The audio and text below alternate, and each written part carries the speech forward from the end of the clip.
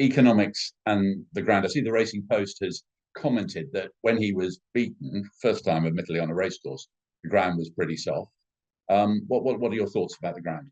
Well, I'm not going to pull him out because of the ground. He's won on fast ground this year, and we'll see whether he copes with it. I think he'll be okay because I think he's very versatile. But it'll be on the top of a list of excuses if it all goes wrong, I suppose. When he went to that first race at Newmarket less than a year ago, which seems extraordinary. We've talked so much about him, and it turned out to be about the hottest novice of the autumn, didn't it? Really, it turned out to be a very, very warm race. Lots of good horses. What were your thoughts then about him? What were you expecting then? Oh, well, he was a nice big horse, but he was a backward horse as a 2-year-old, and he ran a very good race, and I loved the way he finished. I think it was over 7 furlongs as well, and I loved the way he came home. And a lot of ours run like that first time, and then they can improve. And we hope that with a good winter on his back, he would improve. And we fancied him strongly when he ran at Newbury in that maiden or novice or whatever. I think it's a maiden, and he won okay. He didn't, you didn't see a potential superstar there, but he won okay, and his last furlong was the best. So the form sort of held up. Clove Hitch is pretty useful now, and Under Siege is pretty useful. So the form of that maiden wasn't bad, as it always is. I think the excitement started to rise. Well, obviously it did because you fancied the horse at Newbury. So what had he done? What was he really showing you? Nothing really. I mean, right. Just work him in the spring, and well, he must have been showing you something. Yeah, sure. But the way he ran suggested he'd be nice. His pedigree suggested he'd get better as he got older, and he was working nicely in the spring. And when you work nicely in the spring, you think, well, let's run at Newbury. I like running the best ones at Newbury in the spring rather than Newmarket, get them away for a night and that sort of thing. And, he won well. And then it was a question of where do we go next? Which was the Dante. Which was the Dante. And that was, big day because that was breathtaking. I don't think any of us saw that coming. You obviously hope. So you're thinking nice horse who's won nicely at Newbury now is a proper test. Let's have a shot.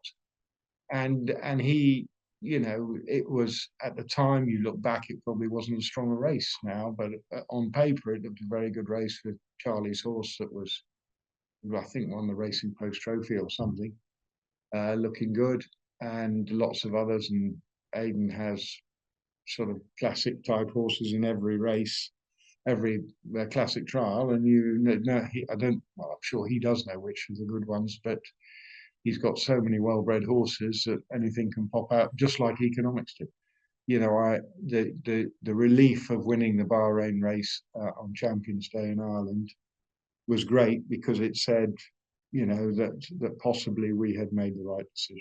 That race, it was billed as in Leopardstown, was billed as the sort of Europe, with respect to lots of other brilliant races in Europe, as the race. And I think, in a way, we've hardly come down from it. It was such a thrill, wasn't it? Economics in between horses. They fight out the finish. Running on is Los Angeles.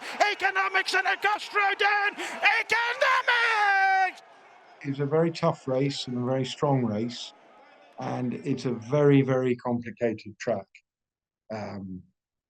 Leopardstown, and you need a lot of luck. And I thought Tom was exceptional there, but he came in and said, tough horse, it was very messy. And I don't think I thought he felt that it was very complicated. He asked a lot of the horse at various times in the race, and the horse didn't let him down. And the fact that Los Angeles has obviously run really well in the Arc subsequently, that's given a sort of extra boost to everything.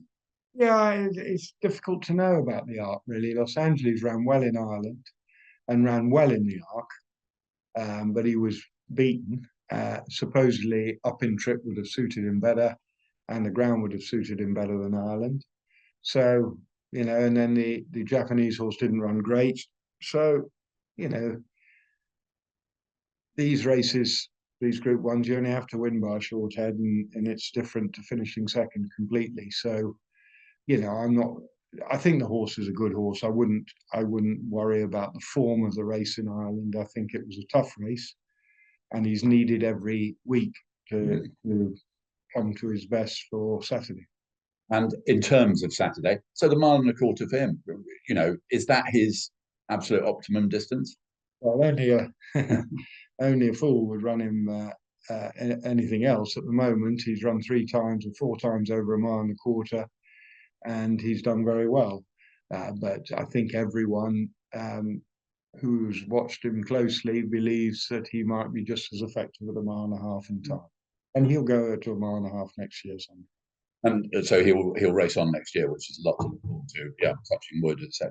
And at the moment, you've got all your horses to train. You've got the sales, as we've said. We're in the Tattersalls boardroom here. Is there enough time to actually think to dream about Saturday? Just to go on. We don't do dreaming, no. It's busy, but it's nice to be busy. It's much worse if you've got nothing to do at the sales and you're walking around looking for a customer. So we're busy and we sleep well and prepare for the next day. So are you genuinely as relaxed as you seem? Yeah, I'm quite relaxed. The horse is all right. And the beauty of the sales being in Newmarket is that we can pop back and forth at any time. And His Highness came yesterday to see him. He was at the sale for the day, and we went back and had a good look at him. And we're sort of, Ricky rides him every day. He's very happy with him. And his work last week was very nice, but nothing strenuous, just enough to keep. So when you're constantly in the big time, well, yeah, you're regularly in the big time, regularly in the big time, and you said that once upon a time, you were dreaming. That's right, but we're lucky. We've got some very nice horses, some very nice people to train for, and good team of people working for us. So we work hard, but it's nice to get a few results. Montasib and Unequal Love, both going to the sprint with you'd be very happy to have one, but you've got 2 of them. Yeah, Montasib ran well at Haydock. I just can't get him really. Since I've dropped him back to 6, he's been very good, but he keeps pricking his ears when he gets to the front. And you always think when they do that, there's a bit left. I don't know how much left there is. I thought he'd do really well to beat Kind of Blue if he could beat him, because Kind of Blue was on the speed at Haydock and maintained that, whereas all the others came from behind. So I think he'll be hard to beat. But it's one of those races. There'll be a different result every week. Unequal Love ran a great at Haydock.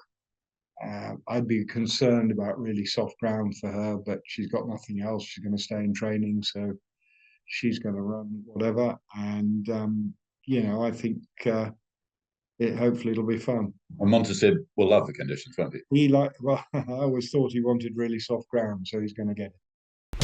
Watch live racing now on racingtv.com.